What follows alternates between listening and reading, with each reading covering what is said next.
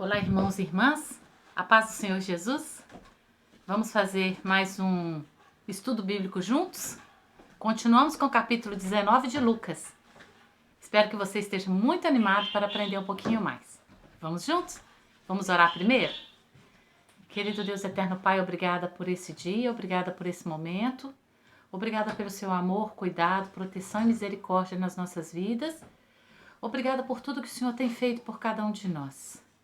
Eu oro para que o Senhor abençoe meu irmão, a minha irmã, que está agora mesmo conectado, buscando aprender um pouco mais da Tua Palavra. Conduz-nos, ó Deus, amado Pai, nesse tempo de reflexão. Ensina-nos. Aplica a Tua Palavra nos nossos corações e ajuda-nos a vivê-la de acordo com a Tua vontade. Eu te peço pelos méritos de Jesus, nosso Senhor e Salvador, Teu Filho amado. Amém. Então, queridos, semana passada nós estudamos a primeira parte do capítulo 19 e nós já estamos no capítulo 19 de Lucas.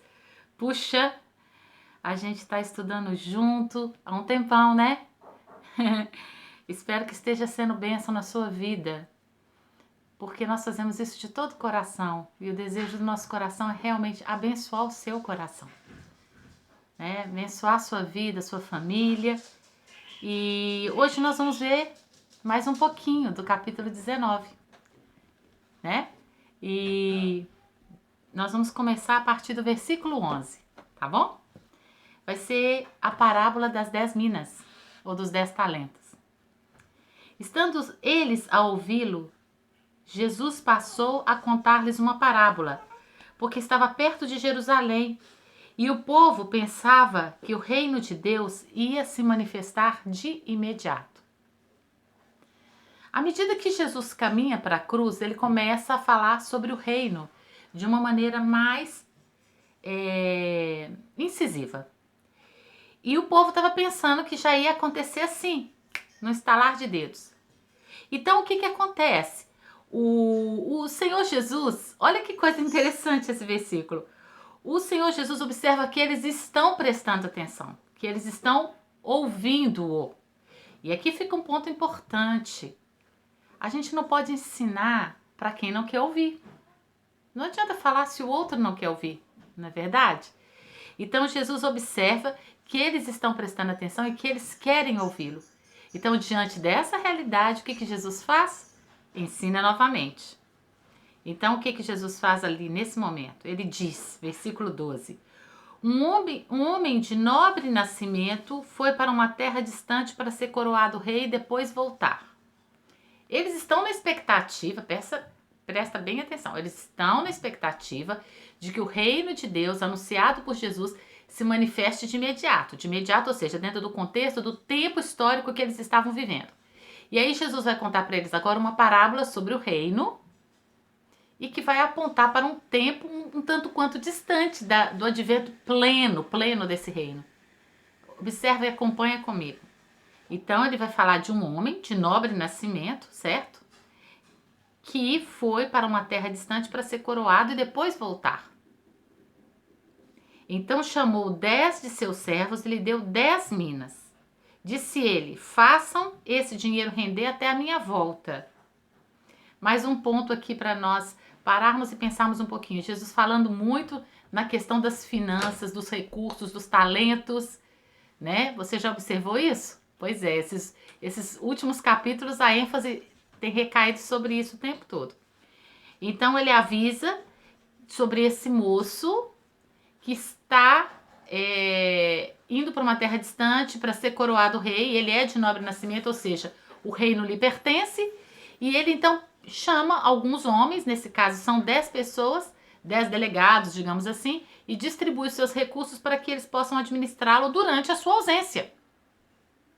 Ou seja, ele vai estar ausente e ele confia nessas pessoas para que elas continuem com aquilo que é dele. No caso, os seus talentos, né? Os seus recursos. E continuem fazendo isso render, isso prosperar, né? E para frente. Então disse ele: façam esse dinheiro render até a minha volta. Ou seja, o comando foi claro. Mas os seus súditos o odiavam e por isso enviaram uma delegação para lhe dizer: não queremos que esse homem seja nosso rei. Olha, está dizendo que os súditos, aqueles que estavam debaixo do seu governo, debaixo da sua liderança, não queriam que ele reinasse sobre eles. Por quê? Porque eles o odiavam. Aqui não fala que ele cometeu alguma coisa ruim, que ele fez algo errado, apenas que as pessoas que estavam debaixo da sua liderança não gostavam dele e não queriam que ele reinasse sobre eles. Contudo, versículo 15, ele foi feito rei e voltou. Então, mandou chamar os servos a quem dera o dinheiro, a fim de saber quanto tinham lucrado. A ideia aqui, então, é de um reino que é estabelecido, apesar dos súditos não quererem, certo? Acontece assim mesmo. E um momento de prestação de contas. Então, ele vai chamar aquelas pessoas a quem ele delegou os recursos, os talentos, e pede para eles prestarem contas. O primeiro veio e disse: Senhor, a tua mina rendeu outras 10. Muito bem, meu servo bom, respondeu o seu senhor. Por isso, por ter sido confiável no pouco, governe sobre 10 cidades. Então, deu para ele 10 talentos, ele multiplicou, né, num tempo que provavelmente não deve ter sido um tempo muito favorável, num ambiente que também não era muito favorável, porque os súditos não gostavam daquele futuro rei. Mas ele trabalhou, multiplicou os talentos e agora ele é colocado na governança, na liderança de 10 cidades. O segundo, então, são 10 pessoas, né? Veio o primeiro, agora o segundo fala assim: a tua mina rendeu 5 mais. O Senhor respondeu: também você encarregue-se de 5 cidades. Então, aí ele não vai falar de um por um, mas vai falar de um outro. Fala de 2 que fizeram tudo muito certinho, certo? E aí passa para esse outro, no versículo 19. No versículo 20. Então veio outro servo e disse: Senhor, aqui está a tua mina. Eu a conservei guardada num pedaço de pano. Tive medo, porque és um homem severo. Tira o que não puseste e colhes o que não semeaste. O seu senhor respondeu: Eu o julgarei pelas suas próprias palavras, servo mau. Você sabia que eu sou um homem severo, que tiro o que não pus e colho o que não semeei. Então, por que não confiou meu dinheiro ao banco? Assim, quando eu voltasse, eu receberia com os juros? Então, o Senhor Jesus diz aos que estavam ali.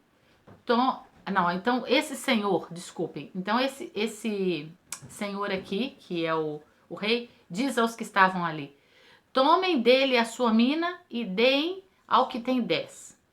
Senhor, disseram, ele já tem 10. Ele respondeu: eu lhes digo que a quem tem, mais será dado, mas a quem não tem, até o que tiver lhe será tirado. E aqueles inimigos meus, que não queriam que eu reinasse sobre eles, tragam-os aqui e matem-os na minha frente. Uau! Texto pesado, né? Que parábola pesada? Uma parábola de juízo. Uma parábola que mostra o estabelecimento de um reino, apesar das dificuldades, apesar das resistências. No caso, os súditos não queriam que esse rei reinasse. Na sua ausência, ele coloca pessoas encarregadas das suas minas, dos seus recursos. Ele julga esses negócios feitos, estabelecendo aí um juízo de acordo com a produtividade de cada um. Quem produziu muito ganhou mais ainda. Quem não produziu nada, até o pouco que tinha, a seu cargo lhe foi tirado, certo?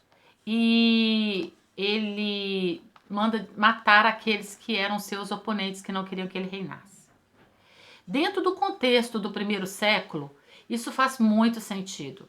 Era muito comum, quando um reino era estabelecido, que os súditos do outro rei fossem mortos porque eles eram oposição perigosa. Isso era uma coisa comum naquele mundo, né? Mundo de governança impositiva, não havia nenhum senso de democracia aí, certo?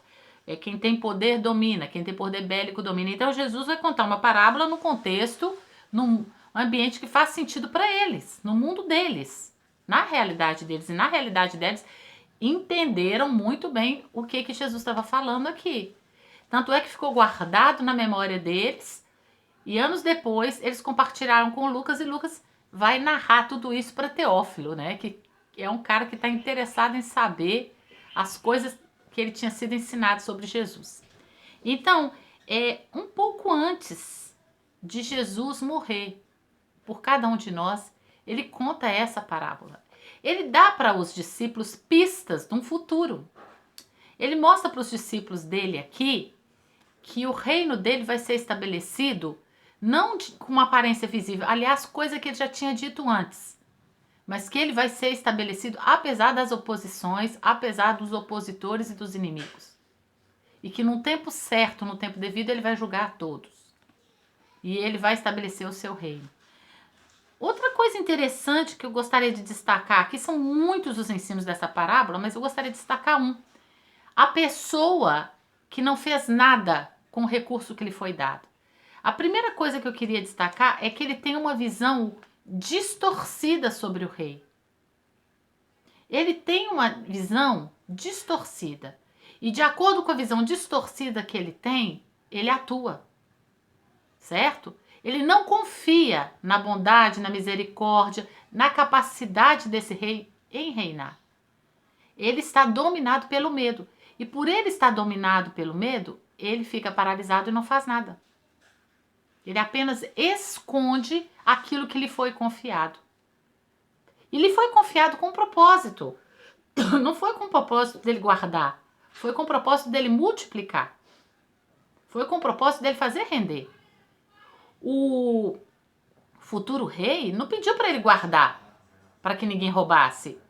Ele pediu que ele trabalhasse com aquilo. Então, esse moço, ele tem uma atitude de desobediência por conta do medo, por conta de uma falsa visão sobre aquele rei. Ele não se arrisca porque, de fato, ele não confia nesse rei. Ele não investe, ele não faz nada porque, de fato, ele não aceita o reinado desse rei. Dentro do coração dele, ele não aceita. É por isso que ele não faz nada, ele não se move.